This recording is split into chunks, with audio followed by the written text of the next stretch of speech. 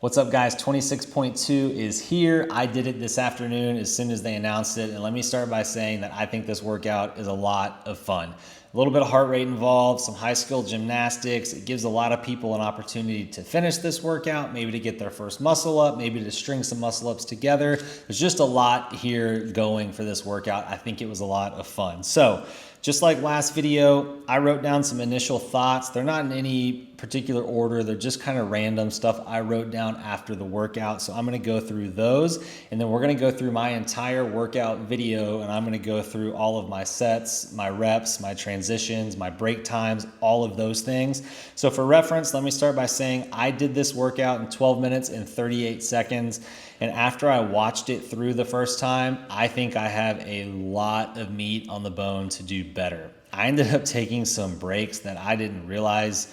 I took some long breaks. So I think by going into this with a little better plan and sticking to that plan, I could have got a lot better score. So stick around, and hopefully by learning from my mistakes, you'll be able to get your first or your best score on your first attempt. So I'll jump into these initial thoughts. Again, these are in no particular order, just some stuff that I wrote down. So the first thing that I thought of when they announced walking lunges was like, what the heck? We just did 250 squats in 26.1. Everybody's legs are destroyed, and here we are lunging. But what I wrote down is that the lunge is insignificant. And what I mean by that is the leg fatigue that you accumulate through the lunge is insignificant. It really has nothing to do with the workout. So if you start to feel that, leg burn creep in, you don't necessarily have to worry about it. It's gone quick. And then you have a big transition, a big break where you're doing pulling movements and gymnastics movements,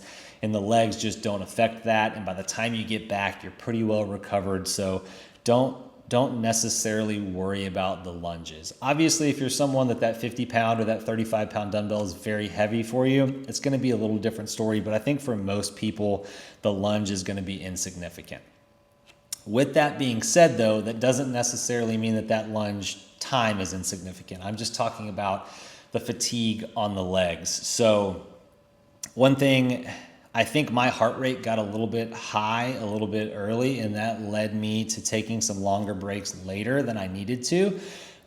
So if your heart rate does start to get a little out of whack, I think you can utilize the lunge to lower the heart rate. I didn't take breaks too often on my lunge. I did switch arms, and there was a couple breaks that we'll talk about here, but I think for a lot of people, breaking every 20 feet or every 40 feet is a great idea. Just like drop the dumbbell, take a deep breath, take 1 or 2 seconds, and then pick it back up and start going. I think that's a great way to keep your heart rate down. If I were to redo it, I think I would do that. And then another thing that you need to think about, for a lot of people, the press out on the ring muscle ups is actually the hardest part. So you do need to worry about your tricep fatigue, because you do accumulate a lot of time with that dumbbell over your head between the lunge and the snatch. So on that lunge, if you do break every 20 feet or 40 feet, it gives you an opportunity to put your arms down, let blood get back in them. So it could help with that press out if you're someone that does struggle with the press out. Another thing to think about on the overhead lunge is a good overhead position. If you're able to get in a good position, it really helps with that shoulder and tricep fatigue. So you're just looking to get that dumbbell stacked with your the dumbbell stacked with your elbow, and then your elbow stacked over your shoulder. Get it here kind of behind the ear in that good position, and you just get stacked, and it doesn't take much shoulder or tricep effort to keep it up there. And then likewise, again, if you're someone that struggles with that press out, on the dumbbell snatch, just minimize that time under tension, get it overhead, and immediately let it go. Don't spend too much time with that dumbbell up over your head. I think it'll help you later in the workout. Let's see. For me, I think for a lot of people, this could become a grippy workout. Again, you know who you are. If you are grip limited on a lot of workouts between the snatch and the gymnastics movements, it could creep up on you. For me, I'm a taller athlete. I'm 6'3", 6'4". I have bigger hands, so grip typically is not an issue for me. For me, this was more of a pulling fatigue type of a workout. But if you are someone that struggles with grip, then I think you should really consider breaking earlier, a little more often, even less than your capacity would allow you to do. So if you're someone that you would feel comfortable doing 12 and 8, if you know grip is an issue, maybe break those into 3 sets earlier with just minimal rest, just to give your just that, again, time under tension and that grip a little bit of a break. Same thing on the dumbbell snatch. There's nothing wrong with breaking that into 3 sets. If you put it down, stand up, quickly shake out, and go right back to it, you're going to lose a second, maybe 2. And trust me, for most of us, we're going to be resting a lot on the ring muscle ups anyways. So giving yourself that extra couple of seconds to recover your grip, I think, can work wonders later in the workout. So lastly, just a couple strategies before we watch my video. I think you're going to fall into about 4 categories here, most people. The first one is you're a great puller, you're confident in gymnastics, and you're confident in your ring muscle ups. And what I mean by confident in your ring muscle ups is you can do, somewhere between 3 and 10 regularly in the gym when you're fresh. If that's you, this obviously is a ring muscle up workout, and you want to get there as quickly as possible, but also as fresh as possible. So for you, what you're doing early is doing your best to keep your heart rate down, taking planned breaks with planned rest, and do your best to stick to those planned rests so that when you get to the ring muscle ups, you can do as big of sets as possible while still maintaining your rest plan and not going to failure. Not going to failure is going to be really, really important for everyone on this workout.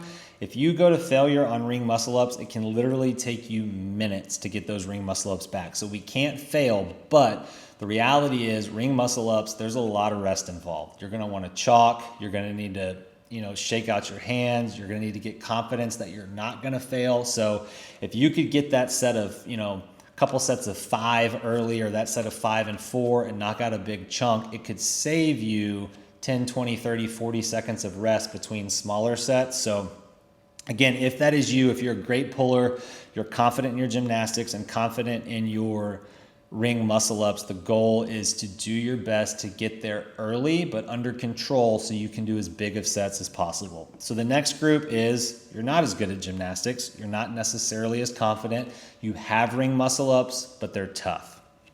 If that's you, I think this workout needs to look a lot more like 26.1, and what I mean by that is intentional, small sets, small breaks early to minimize fatigue, like maybe 5s from the get-go, or even smaller depending on who you are. If you are in this camp, I think you should put that dumbbell down every 20 feet. Go 20 feet on the lunge, Go 20 feet on your lunge, put the dumbbell down, turn around, pick it up, and come back. You are doing your best to kind of maintain just a good middle ground as long as possible before you get to those ring muscle ups, because every ring muscle up in this workout is going to be massive. So if it takes you 30 seconds longer, 40 seconds longer to get to your ring muscle ups, but you're able to get one more because you're less fatigued, that's going to be huge. So again, I think for you, it should look a little more like 26.1, small sets, small breaks, be intentional, get there with a mission to get like 3 ring muscle ups or whatever it is for you. The next group, I'm going to call that the I want to get my first ring muscle up group. If that's you, we need a plan that allows you to get to the ring muscle ups with somewhere between about a minute and 90 seconds left. You're going to rest for that minute. You're going to get some water. You're going to chalk up. You're going to crank the music, and then you're going to sling it and hope for some open magic to get there. But for you, this workout is all about getting to the ring muscle ups as fresh as possible. So it definitely should look like a 26.1 strategy for you. Small sets, small breaks. You need to do everything that you can to minimize that pulling fatigue and pressing fatigue to give yourself the best chance to get that ring muscle up. Open magic is a real thing. So if that is you, I hope you get that muscle up. And then the last group, you know you're not going to get it. If that's not you, this is a very different workout. This is a race to the muscle ups. It's wide open. The lunges become more important. You can make up a lot of time on the lunges, but if you know you're not going to get to that ring muscle up, it's a race to the muscle ups. Good luck. This is going to burn a little more. It's going to burn a little more on the legs, but you're wide open doing your best to get there. So I think those are the 4 categories, but we'll go ahead and jump into my workout and break that down for you. Once again, I did this in 12 minutes and 38 seconds. After watching this video, I am confident I can do this in the 11s. Like, I'm serious. I think I could take 38 seconds off by just having a rest plan and taking somewhere between like 3 and 6 seconds off of my breaks. I think it matters that much having a plan. I'll probably bring this up later on, but that's where having a good judge or a good coach or a good friend nearby to hold you accountable makes a huge, huge difference. So I start out pretty fast, my breaks are pretty quick, and then my breaks get really big towards the end. So we'll go ahead and jump into this.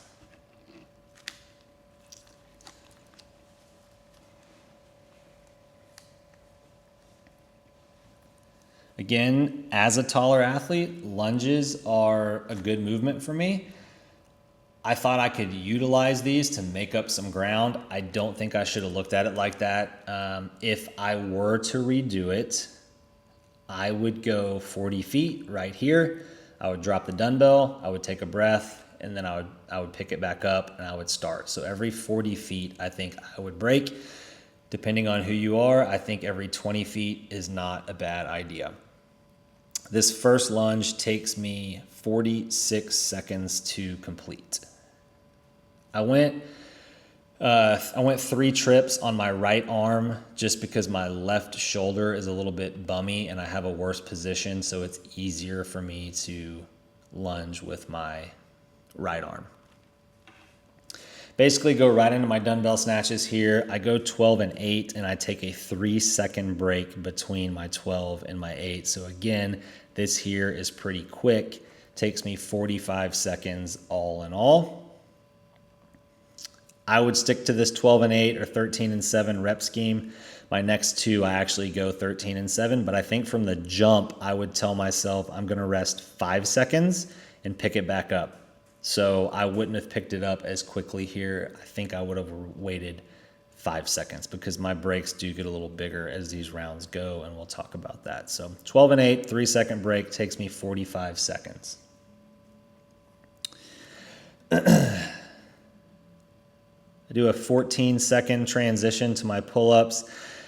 This is a little long, but after watching this whole video, I think 14 seconds is probably appropriate. You're gonna walk over, you're gonna get some chalk, and then you're going to hop up. I think anything under 15 seconds and you're pretty safe here. My pull-ups, I go 13 and 7.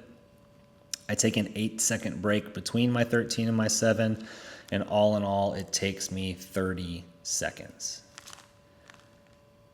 Similar to the 14-second transition, I'm okay with the 8-second break here. I might have gone up to 10 just to make it consistent across the board. Again, that's why I think having a plan really matters, being able to timestamp this out. So I think about 10 seconds. I take a 7-second transition back to the lunge. This is where I'm talking about you don't ever need a big transition between the pull-ups in the lunge. I think somewhere between about 6 and 12 seconds is okay for most people, just because the only thing you're really worried about here is your heart rate. The leg fatigue isn't a giant deal as long as you do have that good overhead position and these dumbbells aren't too heavy for you. So back to the lunge. This lunge takes me 57 seconds, so that's 12 seconds longer than the first one. I drop it here, turn around, take a breath, and pick it back up. So that's exactly what I'm talking about. If I were to redo it, I would do that transition right there every 40 feet. Down, back, drop it, quick transition.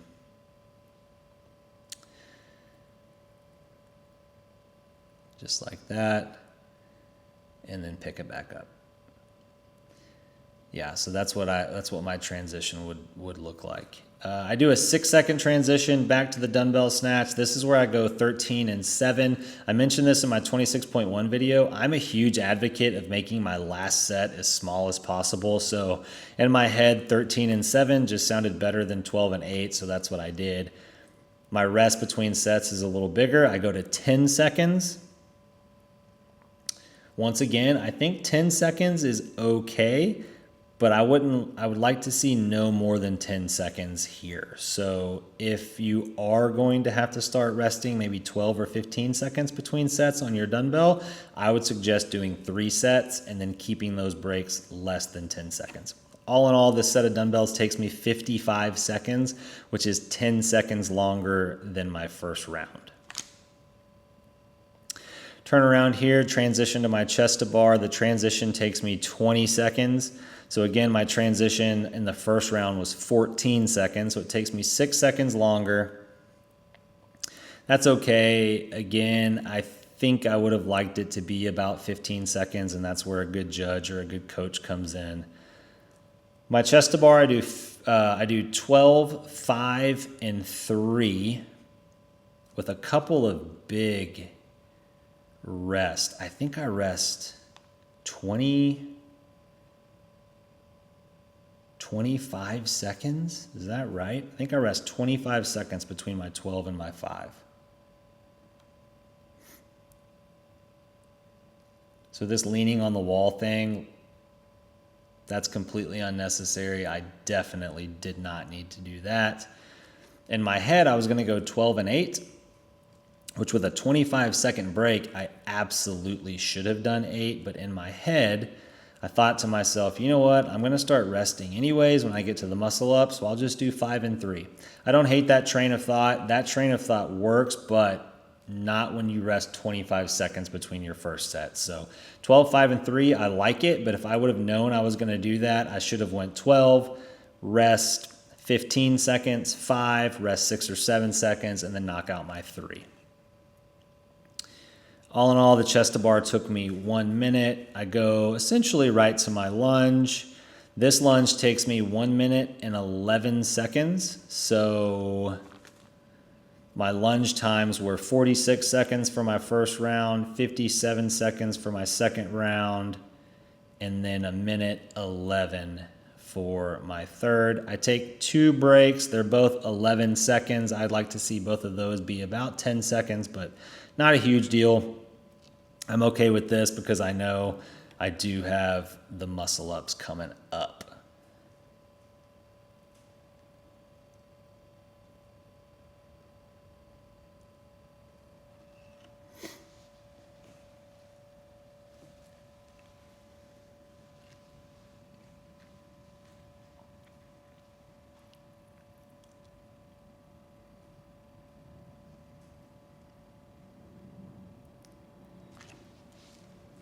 When it comes to game planning, I finish this lunge and I take a 22-second transition before I pick up my dumbbell.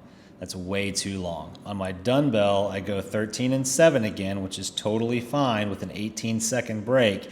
But looking back, I would have been much faster taking a 10 or 12-second transition and doing 3 sets on my dumbbell with quicker breaks. So see, that's where it can get tricky. And you don't realize 22 seconds can go by really fast in a workout like this. So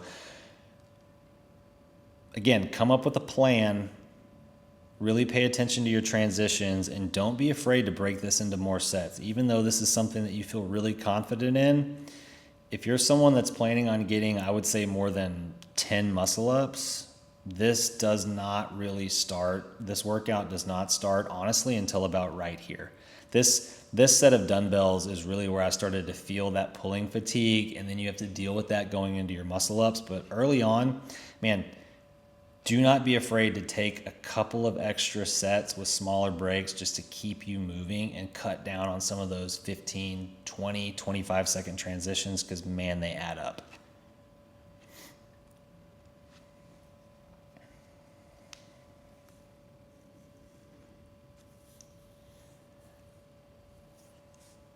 After this set of dumbbells, my transition to my muscle ups is egregiously long. It takes me 34 seconds. I could have ran to the gas station. 34 seconds is crazy. So even 20 seconds would have been plenty for me to get my first set. What my recommendation would be is finish your dumbbells, get chalk, and tell yourself, I'm going to walk straight to the rings and I'm going to knock out a couple of ring muscle ups. 34 seconds is a lot of time. Here's what my sets look like on my muscle ups. I'm not mad at this, but I go 3, 2, 2, 2, 3, 3, 5. My breaks just take me way too long. I started my muscle ups at 9:04 and I finished this workout at 12:38, which means it took me 3 minutes and 34 seconds to do 20 muscle ups, which is about one muscle up every 10 seconds.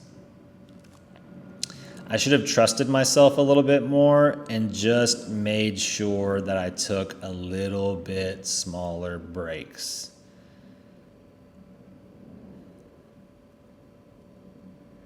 I told myself early on I was going to do one set and just do what I felt comfortable doing. That was my set of 3.